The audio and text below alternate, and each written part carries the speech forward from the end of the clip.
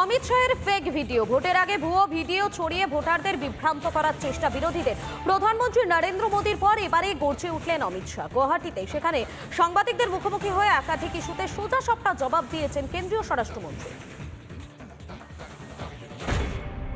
हताशा, निराशा इस स्तर पर पहुंच गई कि उन्होंने मेरा और कुछ भाजपा नेताओं का फेक वीडियो बनाकर सबके बीच में सार्वजनिक, मुख्यमंत्री, प्रदेश अध्यक्ष, इस कक्षा के व्यक्तियों ने भी इस फेक वीडियो को फॉरवर्ड करने का काम अब स्पष्ट हो चुका है। सौभाग्य से मैं जो बोला था उसका भी रिकॉर्डिंग हुआ था, तो वो रिकॉर्ड हमने सबके सामने रखा। दूध का दूध, पानी का पानी हो गया और आज कांग्रेस पार्टी के प्रमुख नेता क्रिमिनल ऑफेंस को फेस कर रहे हैं। ये जो कृत्य है वो उनकी हताशा और निराशा का द्योतक। जब से राहुल गांधी कांग्रेस की कमान संभाले हैं, राजनीति का स्तर नीचे नीचे नीचे ले जाने का काम कर रहे हैं और ये इसका चरम। कांग्रेस पार्टी शुरुआत से अपीसमेंट की पॉलिटिक्स कर कर अपना बचा खुचा जनाधार संभालना चाहती है, बचाना चाहती है, समेटना चाहती है। पर्सनल लॉ, हमारी संविधान सभा ने देश के विधानमंडलों और देश की संसद को आदेश किया था कि जब भी अनुकूलता खड़ी हो इस देश में यूसीसी, यूनिफॉर्म सिविल कोड लाया जाए। संविधान सभा में ज्यादातर सदस्य कांग्रेस के ही थे, वहीं यह निर्णय हुआ था, क्योंकि किसी भी पंथ निरपेक्ष देश के लिए धर्म के आधार पर कानून ठीक नहीं। फिर भी आज ये जानते हुए भी संविधान के स्पिरिट से बिल्कुल उल्टा कांग्रेस ने अपने घोषणा पत्र में पर्सनल लॉ को लाने की बात करी है। भारतीय जनता पार्टी इसकी निंदा करती है।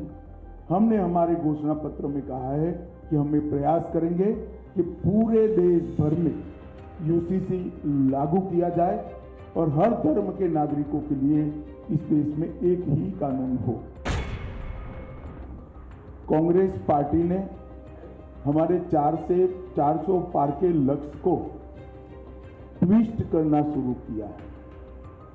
उन्होंने एक प्रकार से 400 पार के लक्ष्य को संविधान बदलने के लिए ये लक्ष्य है, और दूसरा एक अपप्रचार कर रहे हैं कि भारतीय जनता पार्टी 400 पार करने के बाद आरक्षण को समाप्त कर दी।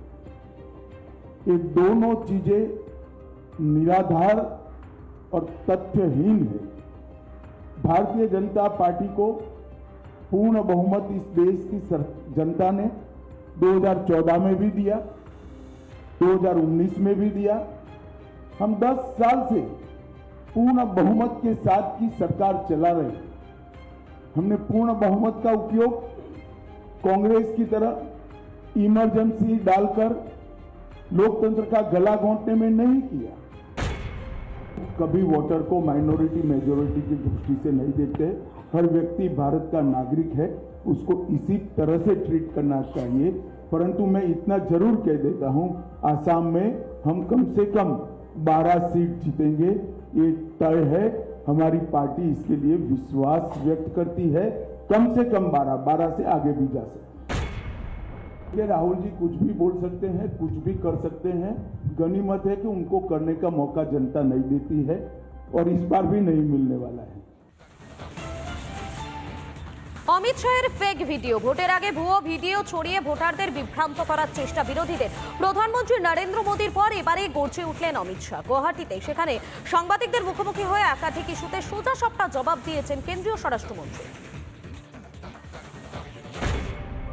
हताशा, निराशा इस स्तर पर पहुंच गई कि उन्होंने मेरा और कुछ भाजपा नेताओं का फेक वीडियो बनाकर सबके बीच में सार्वजनिक, मुख्यमंत्री, प्रदेश अध्यक्ष, इस कक्षा के व्यक्तियों ने भी इस फेक वीडियो को फॉरवर्ड करने का काम अब स्पष्ट हो चुका है। सौभाग्य से मैं जो बोला था उसका भी रिकॉर्डिंग हुआ था, तो वो रिकॉर्ड हमने सबके सामने रखा।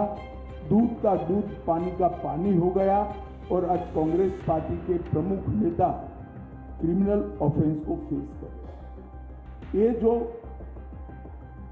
कृत्य है वो उनकी हताशा और निराशा का द्योतक।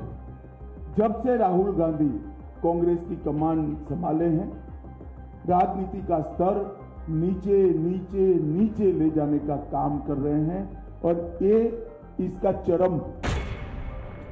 कांग्रेस पार्टी शुरुआत से अपीसमेंट की पॉलिटिक्स कर कर अपना बचा खुचा जनाधार संभालना चाहती है, बचाना चाहती है, समेटना चाहती है। पर्सनल लॉ, हमारी संविधान सभा ने देश के विधानमंडलों और देश की संसद को आदेश किया था कि जब भी अनुकूलता खड़ी हो इस देश में यूसीसी, यूनिफॉर्म सिविल कोड लाया जाए। संविधान सभा में ज्यादातर सदस्य कांग्रेस के ही थे, वहीं यह निर्णय हुआ था, क्योंकि किसी भी पंथ निरपेक्ष देश के लिए धर्म के आधार पर कानून ठीक नहीं। फिर भी आज ये जानते हुए भी संविधान के स्पिरिट से बिल्कुल उल्टा कांग्रेस ने अपने घोषणा पत्र में पर्सनल लॉ को लाने की बात करी है। भारतीय जनता पार्टी इसकी निंदा करती है। हमने हमारे घोषणा पत्र में कहा है कि हम ये प्रयास करेंगे कि पूरे देश भर में यूसीसी लागू किया जाए और हर धर्म के नागरिकों के लिए इस देश में एक ही कानून हो। कांग्रेस पार्टी ने हमारे 400 पार के लक्ष्य को ट्विस्ट करना शुरू किया है। उन्होंने एक प्रकार से 400 पार के लक्ष्य को संविधान बदलने के लिए ये लक्ष्य है और दूसरा एक अपप्रचार कर रहे हैं कि भारतीय जनता पार्टी 400 पार करने के बाद आरक्षण को समाप्त कर दी। ये दोनों चीजें निराधार और तथ्यहीन है। भारतीय जनता पार्टी को पूर्ण बहुमत इस देश की जनता ने 2014 में भी दिया, 2019 में भी दिया। हम 10 साल से पूर्ण बहुमत के साथ की सरकार चला रहे हैं। हमने पूर्ण बहुमत का उपयोग कांग्रेस की तरह इमरजेंसी डालकर लोकतंत्र का गला घोंटने में नहीं किया। कभी वोटर को माइनॉरिटी मेजॉरिटी की दृष्टि से नहीं देखते। हर व्यक्ति भारत का नागरिक है, उसको इसी तरह से ट्रीट करना चाहिए। परंतु मैं इतना जरूर कह देता हूं, आसाम में हम कम से कम 12 सीट जीतेंगे, ये तय है। हमारी पार्टी इसके लिए विश्वास व्यक्त करती है। कम से कम 12 से आगे भी जा सकते। राहुल जी कुछ भी बोल सकते हैं, कुछ भी कर सकते हैं।